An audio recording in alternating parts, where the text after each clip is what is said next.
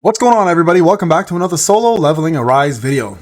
And just on the verge of talking about Alicia, the developer notes decided to come out today at 6 a.m. And here we are with some big news of the newest character that's coming out. And I think you guys at this point probably know who it is, but let's look at it together and talk a little bit about what to expect. So today the Solo Leveling Arise team will review the past month of early access and share some insights into the gameplay that will be unveiled in the near future. First, let's take a look at the upcoming schedule for April, which is huge. I love this, by the way. This is one of the key things that a lot of gamers don't understand. When a developer puts notes together for you, it's like one of the most glorious things that can happen to a gaming community, because of these developers that don't give a crap about their community for the most part. They just want to make their money. So this is very exciting. So let's keep going here. So new hunter arrival is going to be Silvermane Baek Yun-ho will join the gate raid. And we know this boy here, this man, this beast is going to be crazy good. So let's take a look at him. Tearing down enemy mercilessly with claws equipped on both hands. A close ranged dealer. That's a weird way to say that. Would have been a melee damage dealer, would have been smarter. Anyways, specialized in dealing massive damage to a single enemy. So this is going to be a boss killer. Initially, the team deliberately very carefully on presenting Baek Yun-ho in the beast and human form. After careful consideration of each form's skill and position, we concluded that only be separating the hunters would be able to properly present the unique battle style for each hunter. We're delighted to announce that Silvermane Baek Yun-ho, and I think it's Baek. Everyone who's Korean keeps telling me it's Baek, so we're going to go with Baek. Will join the gate raid, bringing even more thrilling action to the game, maintaining vibrant gameplay. Over the past month, we have identified several issues. So hold on, before we go here, just so you guys are aware, there has already been a data mine on this. So if I go to Arms Genesis real quick, so shout out to him again for putting this stuff together. You guys can quickly see here that in fact it's not Alice like we thought it was. It's actually going to be our bad boy over here. So this is who we're looking at as our next unit. Now there is data leaks in terms of his skills. If you guys want to see that, that will be available. So here, let's just take a quick look. I'll let you guys know when I find it and we can kind of look at it together. Okay, one sec. This is the weapon. Nope, that's a weapon. This is Tusk. And let's see, where is the... There. Okay, so take a look. So Slaughter skill 1, Violent Pro skill 2, Extreme Attack, Beast Form Ultimate, Magic Beast Claws is his core, question mark might be, Magic Beast Instinct. So what you need to know is Magic Beast Claws increases the damage of basic attack by X amount for each instance of bleed effect applied to the target. So he's going to be a bleed unit. So Kang, get ready. It's going to be fun. The maximum possible increase is times X amount. Deadly Claws increase the damage of core attacks according to the number of bleed effects instances applied to this target. Yun-ho also requires a small amount of HP. Has his basic attack enhancement. So you right away think of the dragon set for this guy. Right, basic attack increase, core attack increase. So very important stuff like that. That's going to help him do more damage. Silvermane Yun-ho increases skill damage by 50%. Of his reduced HP ratio. He uses Violent Approach or Slaughter to apply the bleed effect to enemies, inflicting continuous damage, so this can be huge. The damage of Magic Beast Claws and Slaughter increases when attacking bleeding targets. When he uses Extreme Attack, Beast Form, he applies Extreme Attack, Beast Form effect to himself and receives continuous damage equal to 8% of his current HP every 3 seconds. His damage increases by 15%, but he gains... his damage taken increases by 15%, but he gains super armor, which increases his basic attack damage and attack speed by 30%. And that's gonna be huge, right? So there's a lot of different things missing from this, but at least we have a general idea that he's gonna play very similar to Kang, and Kang is a very good character. So just an FYI, that is what to expect from him. Okay, now, couple different things that are going on in the game. So maintaining vibrant gameplay. Over the past month, we identified several issues and are in the process of resolving them one by one. For example, we reduced the combat ability or combat difficulty of Chapter 8.5 on April 11th. I'm going to be real about this. I'm not a fan of that change. I really enjoy that struggle. This is the 2 bosses before Igris, by the way. This, if you guys are wondering who this is.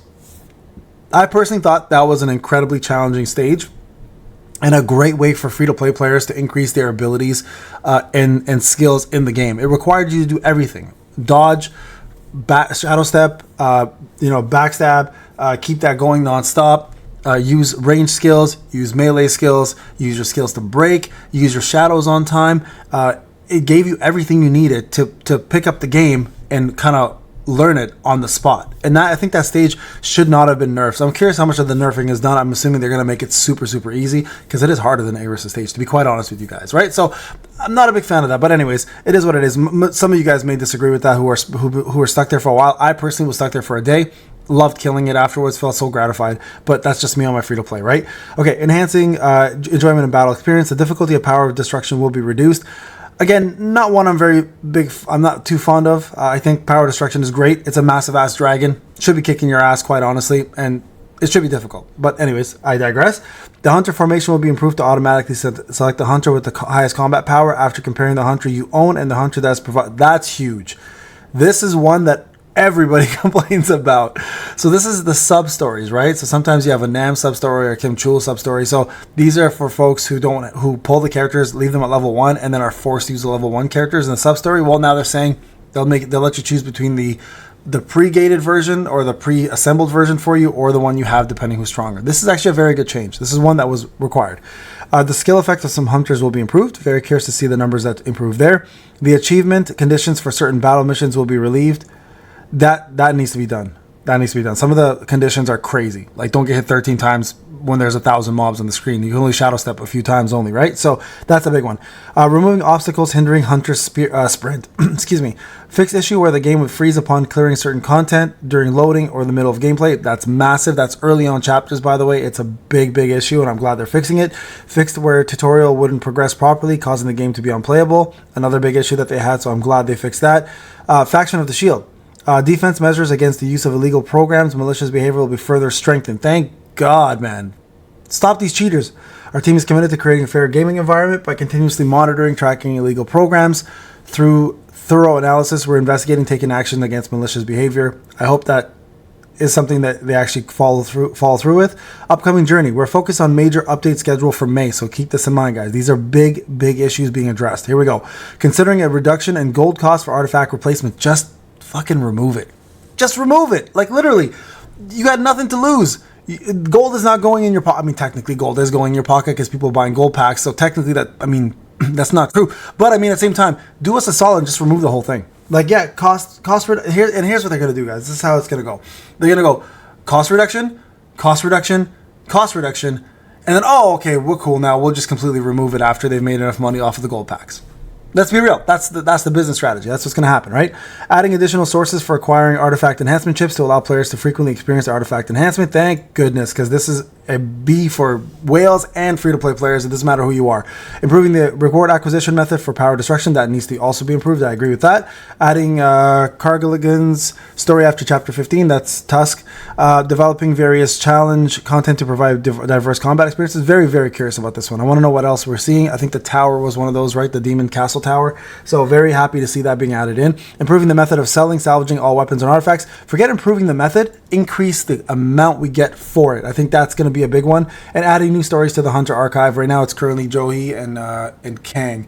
So there you guys go. Big updates. The one they need to address still the most is this. Not the reduction of artifact replacement. That should just not even be a thing anymore at this point. I think we've had enough arguments. It's ways to get more gold, right? Now, I know I've mentioned this numerous times. Gold is the gatekeep. There has to be a gatekeep in a game. Has to. It's a gotcha, right? If they don't gatekeep, people finish the game, get bored, they move on, they don't spend anymore. Another game comes in and they go over there, right? So they have to have something there for like a resource of some sort to gatekeep. Now, essences, I'd rather have those than gold personally. I don't mind being under-leveled, under-skilled in order to do content, but summoning units I want matters a lot. Now, I'm a content guy though, right? So for me, content matters more than anything else. But honestly, I don't think gold is an issue, yes, but it's not like a make or break issue for me personally. It just makes me kind of think a little bit more intelligently about how I plan to spend it and use it and gain it.